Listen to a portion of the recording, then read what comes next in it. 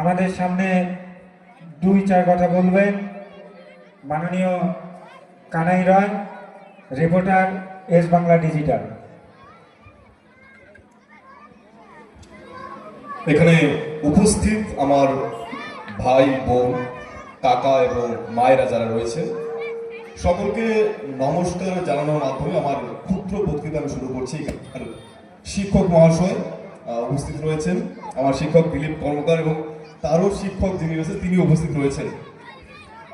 তো আমি যেটা বলবো সেটা হলো বর্তমান সময়ের সোশ্যাল মিডিয়ার প্রভাব নিয়ে কিছুটা একটা দোহা দিয়ে শুরু করবো।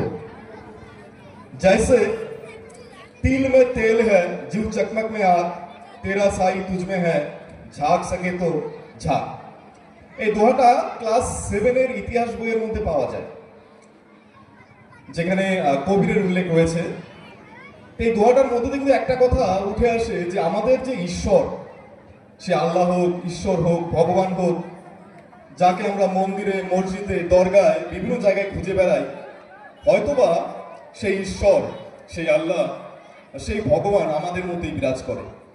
সেই তাকে খোঁজার যে প্রচেষ্টা, তাকে বোঝার যে প্রচেষ্টা, সেটা হয়তো আমাদের সকলের করা প্রয়োজন। এবং যেহেতু সৌভাগ্যক্রমে সাংবাদিকতার সাথে একটু হলেও যুক্ত একটা বিষয় সম্বন্ধে আপনাদের এখানে উপস্থিত যারা যারা রয়েছেন সকলকে জানাতে চাই। আমাদের পশ্চিমবঙ্গ তথা ভারতবর্ষের বিভিন্ন এলাকায় আমরা কিন্তু প্রতিনিয়ত সাম্প্রদায়িকতা ভঙ্গের বিভিন্ন ধরনের খবর শুনতে পারি। একজন সাংবাদিক হিসেবে, ক্ষুদ্র সাংবাদিক হিসেবে আপনাদের কাছে একটা অনুরোধ থাকবে, এই সংবাদগুলো যখন আপনারা দেখবেন তখন একটা সাবধানতা বজায় রাখবেন। মনে রাখবেন, যাদের আমরা হিন্দু ধর্মে হয়তোবা অসুর বলে থাকি, দানব বলে থাকি, আপনারা হয়তোবা শয়তান বলে থাকবেন। সেই শয়তান, সেই দানব, সেই অসুর কিন্তু আমাদের মধ্যেই বিরাজ করে, আমাদের মতো মানুষের মতো মুখোশ পরে ঘুরে বেড়ায়। এখন কিন্তু তাদের আর শিং নেই, তাদের হয়তো সেই বড় বড় দাঁত নেই, বড় বড় নখ নেই, তারা আমাদের মধ্যেই বিরাজ করে।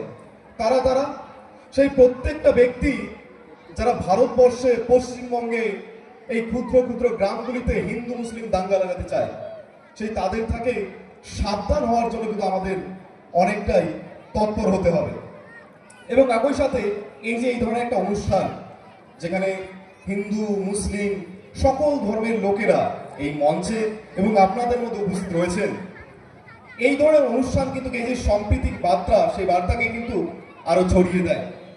সেই উদ্দেশ্যে বলবো, ভেবে দেখবেন যখন আপনি কোনো একটা টিভিতে বা মোবাইলে নিউজ দেখছেন যে অমুক জায়গায় অমুক দাঙ্গা হয়েছে, তমুক জায়গায় তমুক দাঙ্গা হয়েছে, আপনার হয়তোবা মনে হয় যে হ্যাঁ, হয়তোবা আমরা নিপীড়িত, সে হিন্দু হতে পারে, মুসলিম হতে পারে।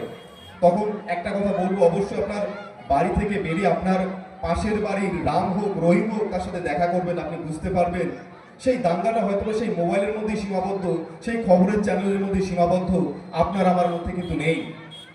এই বিষয়টা আমাদের প্রত্যেকের বোঝার এবং এই জিনিসটাকে শেখা কিন্তু খুবই প্রয়োজন। এই সময় আমরা একটা এমন মুহূর্তে রয়েছি, যান্ত্রিক যুগ, আমরা চাইলেও সেই যান্ত্রিক যুগের যে গতি, সেই গতিকে হয়তো থামাতে পারবো না। আজকে হিন্দু মুসলিম যে যুবকরা রয়েছে, সেই যুবকরা অনেকটাই ধর্ম বিমুখ। আমি আমার আলোচনা অল্প একটু দীর্ঘায়িত করব। যেখানে গীতা একটা রেফারেন্স পাওয়া যায়, সেটার বাংলা যদি আমি ট্রান্সলেট করি সেটা হবে যে কলিযুগে মানুষেরা ধর্ম বিমুখ হওয়া শুরু হবে, এবং একটা গাছ থেকে পাতা যখন বিচ্ছিন্ন হয়ে যায়, তখন সেই পাতাটা যখন ধীরে ধীরে নষ্ট হয়ে যায়, পচে যায়, ঠিক সেই বিষয়টাই হবে মানব জাতির সাথে, মানব সমাজের সাথে। আপনারা আমার কথাগুলো ভালো করে বোঝার চেষ্টা করবেন, দেখবেন আপনার আমার বাড়ির পাশের সেই যুব সমাজ কিন্তু বর্তমানে ধর্ম বিমুখ, সে মুসলিম ছেলে মেয়ে হোক বা হিন্দু ছেলে মেয়ে হোক, যেই কারণে তারা সংস্কৃতি, মানবতা এবং অন্যান্য যে সামাজিক দিক, সেই সামাজিক দিক থেকে কিন্তু ধরে চলে যাচ্ছে। এর জন্য যেমন স্কুলের যে শিক্ষা, সেই শিক্ষা যেমন নৈতিক শিক্ষা, সেই প্রকৃত শিক্ষা, সেটা যেমন প্রয়োজন, ঠিক একইভাবে ধার্মিক শিক্ষা, সামাজিক শিক্ষা, নৈতিক শিক্ষা, সেটাও কিন্তু প্রয়োজন। তাই এখানে উপস্থিত হিন্দু মুসলিম সকল ভাই বোন, দিদি এবং কাকিমা জেঠিমা যারা রয়েছেন, সকলের প্রতি একটা অনুরোধ থাকবে, আপনারা সকলে মিলে ভবিষ্যৎ প্রজন্মকে তারা যেন ধর্ম বিমুখ না হয়ে যায়, তাদের মধ্যে যেন অসামাজিক যে বিষয়গুলি সেই বিষয়গুলি যেন বেড়ে না যায় সেই বিষয়টা লক্ষ্য রাখবেন। এবং সর্বশেষে সকলের চরণে, এখানে উপস্থিত সকলের চরণে আমার প্রণাম জানিয়ে আমার ক্ষুদ্র বক্তৃতা আমি এখানেই শেষ করছি। এবং এই ধরনের একটা সুন্দর অনুষ্ঠান করার জন্য নান্দিনা ঈদ আনন্দ যে মঞ্চ রয়েছে বা আনন্দ কমিটি রয়েছে, তাদের সকলকে অসংখ্য ধন্যবাদ জানাচ্ছি।